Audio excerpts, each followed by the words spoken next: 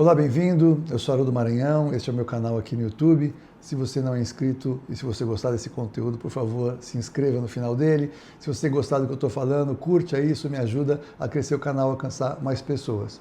Hoje eu vou tratar de um conteúdo que eu tenho aqui, algumas pautas, você pode dar uma olhadinha, você vai ver.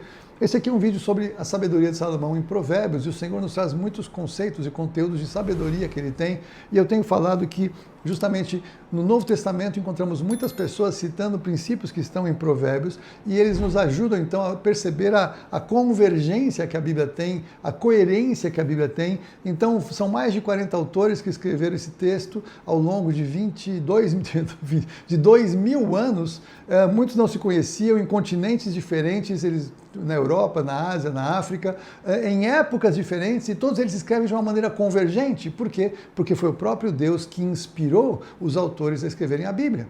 Então, aqui no texto de Provérbios, Salomão ele fala alguma coisa que pode chocar você, chocou a mim também, mas eu entendi melhor o texto. Depois eu fui para o Novo Testamento, para Jesus mesmo, falando sobre algo ligado a esse conteúdo desse texto, e você então aqui, venha comigo, você vai entender o que eu quero falar.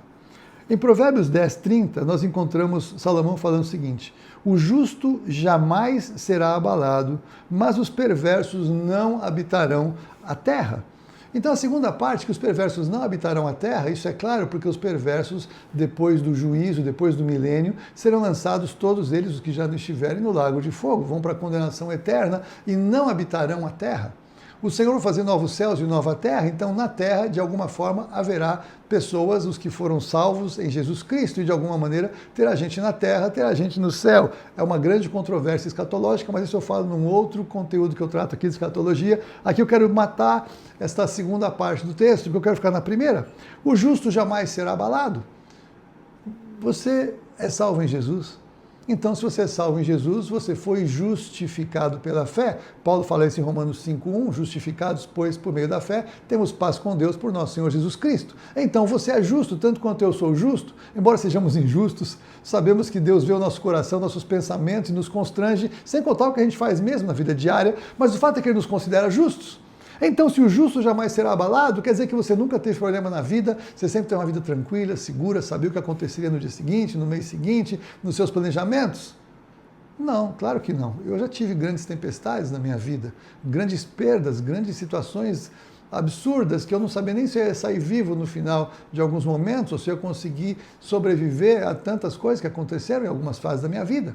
Mas o que a palavra de Deus diz é que o justo jamais será abalado, porque o justo, ele necessariamente colocou a confiança em Deus através de Jesus Cristo.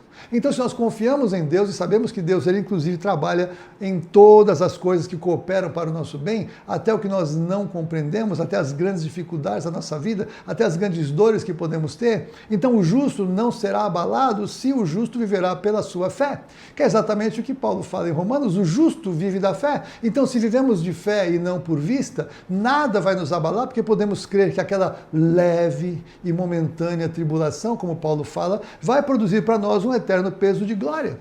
Então veja, não é que nós não vamos passar por abalos, mas nós temos recursos espirituais, se confiarmos na palavra, para jamais sermos abalados mesmo diante de grandes abalos. E o Senhor Jesus, ele trata disso. Eu vou dar referência para você ler depois, Mateus capítulo 7, 24 a 27, porque se você é crente de EBD como eu, você lembra do cara que edifica a sua casa na areia, que edifica a casa na rocha. Você também sabe que isso é uma figura muito poderosa e muito profunda, porque não depende exatamente do que é edificado, mas aonde está o edifício. Pode ter uma casa, uma mansão maravilhosa na praia, ela vai ruir. Pode ter uma casinha bem simples na rocha, e mesmo que dê tempestade, ela não vai cair, porque o fundamento está na rocha. E eu brinco com algumas pessoas, eu pergunto: e aí, tudo bem, firme? A pessoa fala: ah, pastor, firme como geleia. Eu falo: tudo bem, você pode estar firme como geleia se você for uma geleia que está firmada na rocha. Se você for uma geleia na rocha, você não será abalado, mas se você for uma geleia na areia, você está perdido. Mas, por outro lado, não adianta nada você ter uma viga de aço fincada na areia, ela não vai permanecer. O que o Senhor quer nos dizer com isso é que não importa exatamente quem somos nós ou o que estamos fazendo, mas aonde estamos fazendo o que dizemos que estamos fazendo. Se fundamentamos na rocha que é Jesus Cristo, se fundamentamos na palavra dele, que são os seus princípios, para nós edificarmos a nossa vida. E o que significa edificarmos a nossa vida? Tudo. Nosso casamento, nossa saúde, nossa carreira, nosso ministério, nossos empreendimentos, as grandes decisões, aonde estamos construindo a nossa sequência de vida, para termos certeza de aonde a nossa construção vai nos levar. Então, se nós perseverarmos em fazer as coisas na rocha, consagrando ao Senhor os nossos planos, há um texto que diz mais ou menos isso, né? Consagra todos os seus caminhos, os seus planos ao Senhor. Então, há um convite dele para nós, então, estarmos em aliança com ele. Então, quando estamos em aliança com ele, as promessas dele associadas às perspectivas que nós podemos encontrar se cumprirão. Se nós estamos aliançados com as promessas se cumprem. Não é porque as promessas estão escritas na Bíblia que elas vão acontecer na vida de todo crente. O crente precisa depositar fé nas promessas para que elas se manifestem como Deus disse que fará.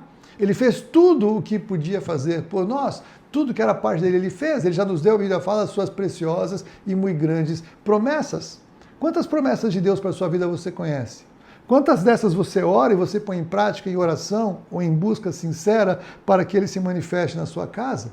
Então todos os recursos estão no livro, estão na Bíblia, os recursos de Deus estão dados lá.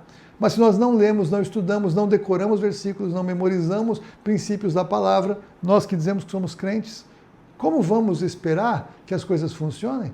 Aí nós estamos igual a todo mundo do mundo. Nós somos crentes, mas nós não pomos em prática o que nós temos de recursos. Nós somos crentes, mas não usamos a herança que o Senhor nos deu pela sua palavra para edificarmos a nossa vida nele.